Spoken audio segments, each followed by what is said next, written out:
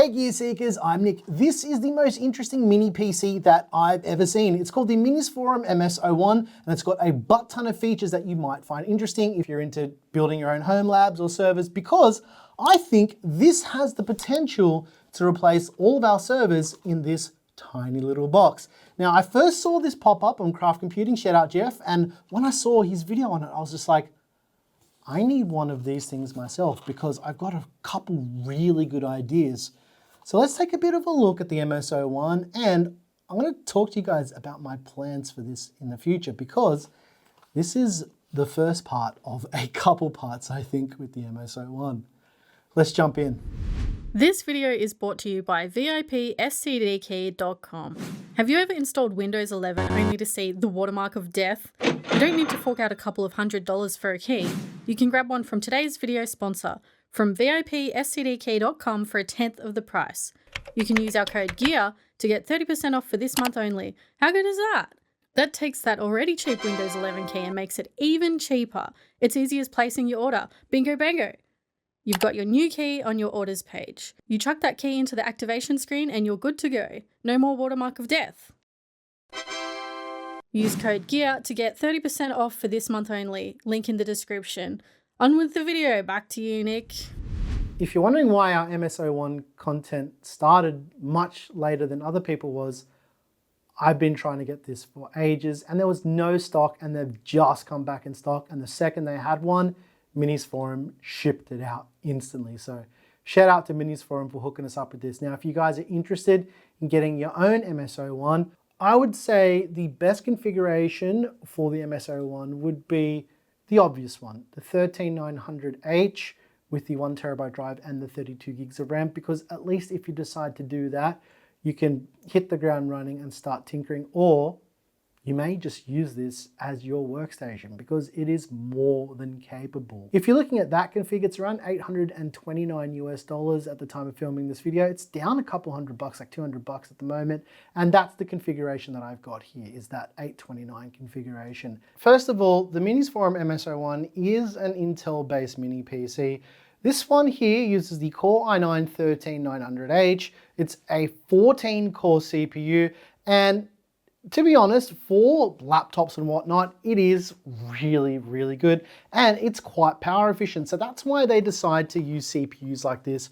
This is a CPU that supports Intel's vPro technology, which is kind of like having IPMI. It's not quite as powerful, but vPro's been around for a while. But what makes it interesting for something like this is it allows you to control a lot of the system parameters, like some BIOS stuff.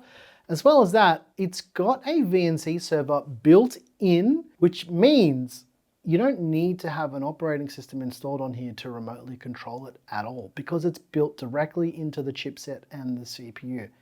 That there is pretty interesting stuff. Something that I thought was also pretty intriguing with the specifications is the one I've got here has a 1TB M.2 drive from factory. You can remove all that stuff. We'll get to that in a second. And this one's got 32 gigs of RAM.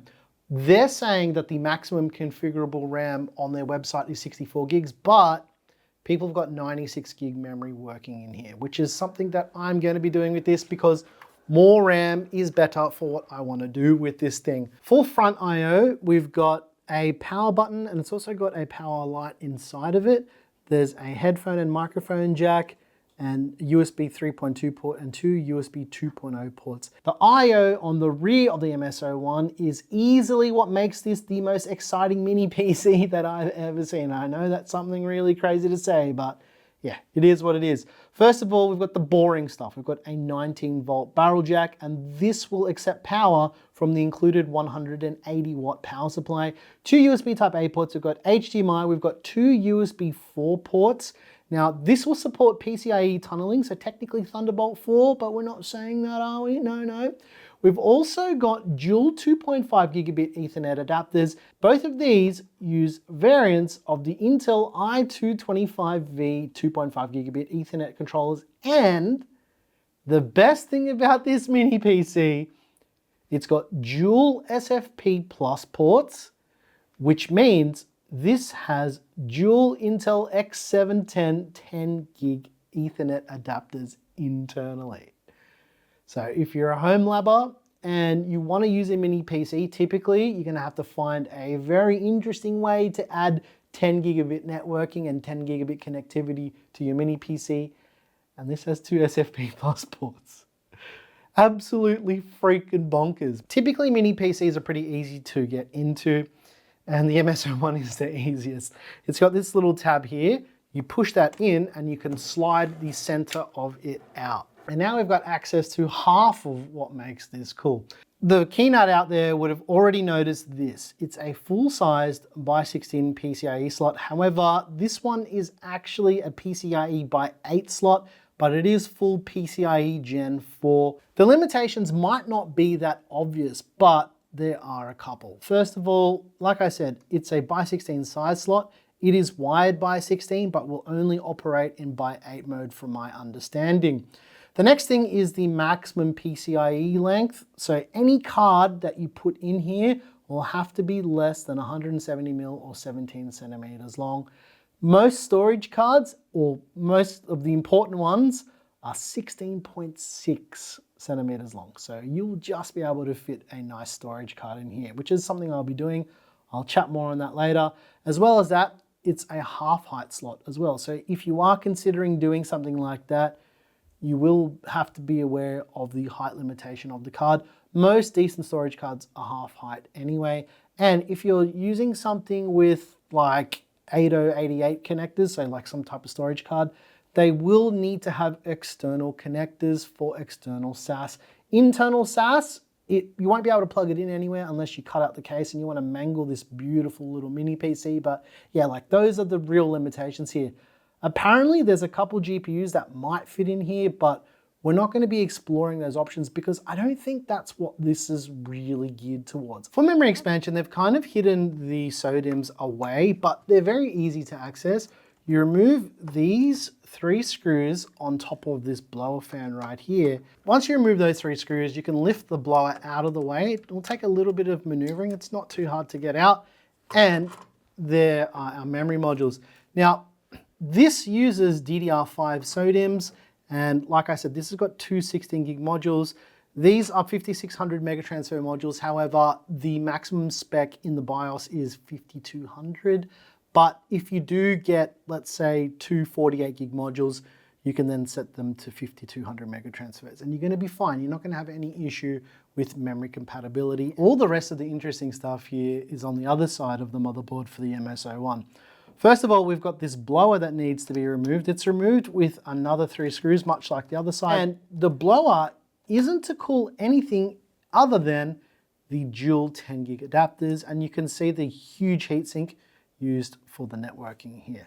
10 gigabit adapters typically get quite hot. From what I can tell and the testing I've done, it's almost no compromises because this system is really silent. So we've got this pre-installed 1 terabyte M.2 drive. This is a Kingston drive. I think it's a PCIe Gen 4 drive. I'm not sure about the exact model, but you can buy this bare bones with no memory and storage as well. Now, you've got 2 more M.2 slots here. Almost zero compromises here. However, this is the big thing you need to be careful with the MS-01. Boring.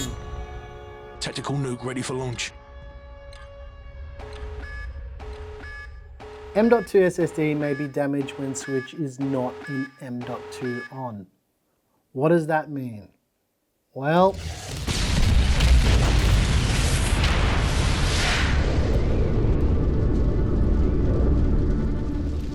these support U.2 drives as well. If you have this in M.2 mode, you can put your M.2 drives in and you're good to go. Because of the way that U.2 works with different voltage, you can fry your M.2 if you don't select the correct mode on this switch up here. So if you have this set to U.2 mode, you're gonna kill things and you're gonna be very upset with that brand new 4 terabyte drive going up in a puff of white smoke. The normal M.2 slot where the drive is pre-installed is slightly offset, and the others are pushed a little bit closer towards the front of the motherboard. So there's also included Wi-Fi, which you can manage this with vPro as well. A little bit more complicated to set up. The thing is, this arrived on my birthday, and I got really excited about it, and I dropped everything and I started tinkering with it because this is a product that I'm genuinely excited for. I've never seen anything like this before, and even the simple stuff like dual 10 gig, that is just very interesting for someone like me. I just can't remember a time seeing something so little that just does all of this stuff. As well as that, the PCIe slot, very, very cool. And overall, from what I can tell using this thing already, there's nothing like it. Now, I know that there's some brands on AliExpress that are copying these already, and they've basically just found where the motherboards are coming from and just made their own. Yeah, I get it, and they can be more expensive or cheaper, but I wanted to go to the source when it came to this. That's why I reached out to MinisForum and said, hey, can you please get me one of those? Because yeah, very, very interesting mini PC. I'm so excited to really dig into this. If you buy the MS-01 with the storage option, it comes pre-installed with Windows 11 Home. I think what they could do with the included drive is make it a little bit cheaper and then have no operating system installed, because I'm guessing they have to squeeze that Windows licensing fee in there somewhere, or maybe they don't, maybe they've got a huge volume license for this kind of stuff. But yeah, I think that would be a nice option with the MS-01. Just get rid of Windows and give us the drive with nothing on it. But like I said, I'm gonna keep this drive with Windows pre-installed because it is licensed for this machine, so why wouldn't I? But that's not my plan for the MS-01. This is not just going to be another mini PC, because as I mentioned in the intro, this has the potential to replace all of our servers in this one box. And the way that I'm going to be doing this is maybe a way that you've been thinking from the jump. This is going to be a hypervisor or a server that runs virtual machines with a storage card in it plugged into our disk shelf setup. I've already ordered some parts for this as well, so I've got some more memory coming for this to max it all out all the way. I've also got a new LSI controller with 2 external 8088 connectors, which essentially means that the server that I built last year, or maybe it was the year before, I think it was last year, we can get rid of that, and this will have the same reconnectivity as that huge server. That means I'll be able to pass the storage card in this slot here to our TrueNAS virtual machine on the hypervisor, and then it'll work exactly the same way as it did before, but now the box is this size. It's got more network connectivity than our current server, and this thing is whisper quiet and it doesn't draw that much power. So I think this is a pretty interesting solution for this, but there are a couple caveats. Because this uses a 13th gen Intel CPU, there are some hypervisors that will just hate these type of hybrid CPUs, but all is not lost. I've already done some testing. I've got 3 different hypervisors here that I've pre-tested and can confirm work with 0 to no issues on this machine. First of all, the most obvious one I tested was Proxmox. I don't see any issues with using the CPU and Proxmox. I didn't have to do any kernel modifications, nothing. Everything worked as I expected. The caveat here is setting CPU core and CPU affinity, basically locking the virtual machines to individual cores, so you can lock it to, let's say, a group of E cores or a group of P cores. So yeah, from experience and testing this, 0 to no issues. The next hypervisor that I saw really mixed reports with, and a hypervisor that I'm pretty familiar with, is XCP-NG. This works pretty flawlessly with it. I tested a couple virtual machines on this, and that's why I've got these like allocated M.2 drives, because they're hypervisors with a bunch of virtual machines for testing. So they all work. One thing with XCP-NG that makes it a little bit more tricky to use is there's quite a few extra configuration options when it comes to passing through PCIe devices to your virtual machine. With USB and stuff, it's really easy, but with PCIe, there's a lot of configuration you need to do in the background. Now, I've been keeping my eye on the change logs and all of the patch notes and all the upcoming stuff in 8.3, and the developers have said that they're looking at implementing PCIe pass-through, well, at least in the orchestration tool, similar to the way that they do it in ESXi, which is honestly, it sounds bad to say this, it is my hypervisor of choice because it's what I worked on before YouTube. It's what I'm really familiar with.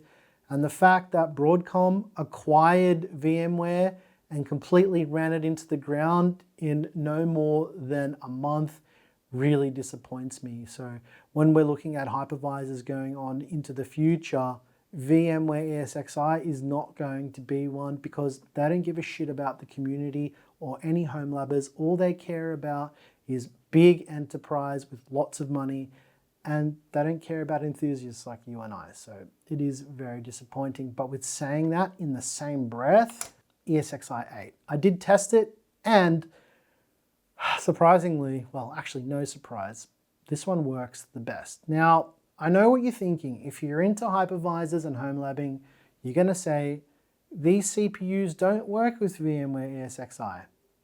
Well, you're kind of right.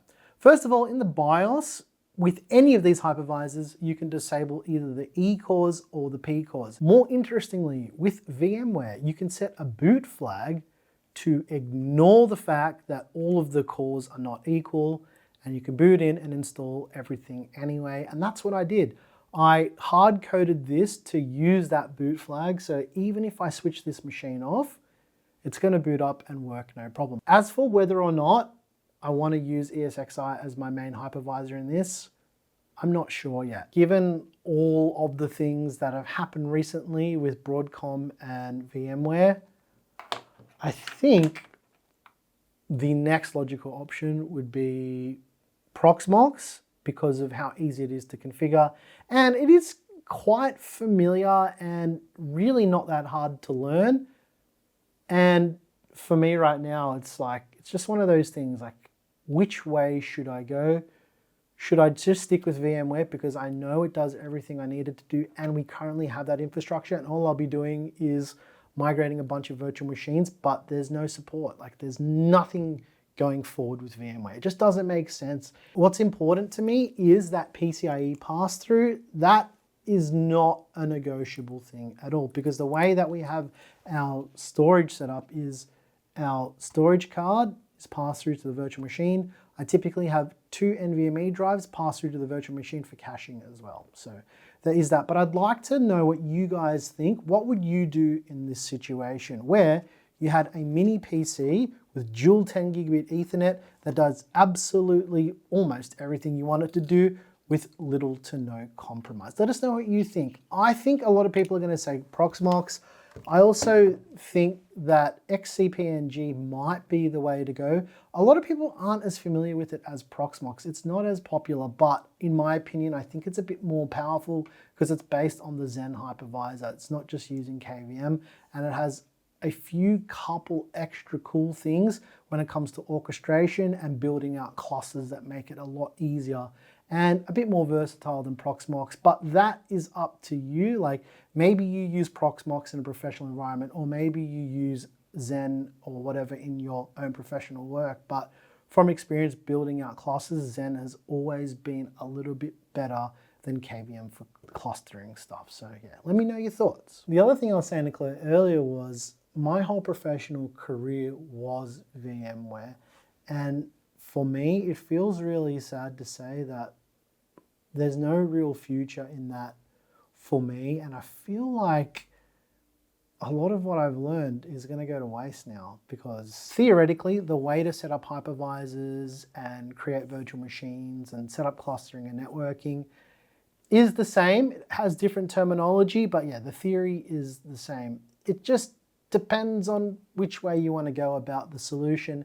And like I said, like, VMware was my career, and now it just feels like it was all for nothing. So yeah, fuck Broadcom, straight up. Fuck those guys. Just ruined it for so many people, but you know, time to move forward. And from what I can see, and a lot of the posts and stuff around the place and different forums I'm reading is everyone is jumping off VMware now and going to Proxmox, and that's what I'm seeing the most of at the moment. So yeah, let us know what you're doing. I want to know. But yeah, for now, I'm going to keep it simple. As far as the performance and stuff like that, look, to be honest, I've got to be brutal with you guys. I haven't tested that stuff because it's not what I care about. I want to know what it can run before I test to see how hard I can push it. And the main thing for me was, like I said, when I saw Jeff from Craft Computing's video on this thing, the first thing was like, what hypervisors can I put on it? And can I migrate everything to this thing to run everything? I think so. I think this is going to do everything I wanted to do. So make sure you're subscribed and hit the like button and all that stuff, because in the next part, when we receive all the parts, I'm going to dive in to how I got everything to work with the hypervisors, because you might find it interesting or maybe not. I don't know. I'm just excited because for the first time in a long time, I'm excited for tech. More stuff like this, please. This is freaking awesome. Here's the best thing about YouTube. If you've got any questions about the MS-01 and there's something you're dying to know, drop a comment, because I will answer any questions you guys have about this thing when we come back and do all the upgrades and show you the way that I decided to deploy this. And if I'm lucky, I'll get a second one and we'll deploy another one to show you guys how we can build out a cool cluster or something like that. If that's something you want to see, let us know as well. All right, I think that's going to do it for me, ladies and gents. I'm going to go and tinker. I'm your boy Nick with Gear Seekers. You peek, we seek. And I hope you learned something today. I hope you also dislike Broadcom as much as I do. And if you want to see more HomeLab content, also let us know. You peek, we seek. And as per usual, you know what time it is. It's little Bindi time. Let's see what she's up to. Hello, egg. Hello, little egg. Oh, that was very cute and very unexpected, Bindi. Oh, you're so cute. That was the biggest flop I've ever seen. I cannot believe I just captured that big flop. You are so cute. This is where you live. This is where the little Bindi egg lives. She just lives on this tower. Are you trying to attack me? No. You're a little bit overexposed today, Bindi. That's okay, because you're incredibly cute. How can people not like this cat? Look how cute she is. Oof. I can't even with you. You're just too cute. How do you even exist being so cute? Oh, there's your mum. Bite. She's gonna bite. Attack. Attack mums. Why do you let her do that? That's rude, Bindi.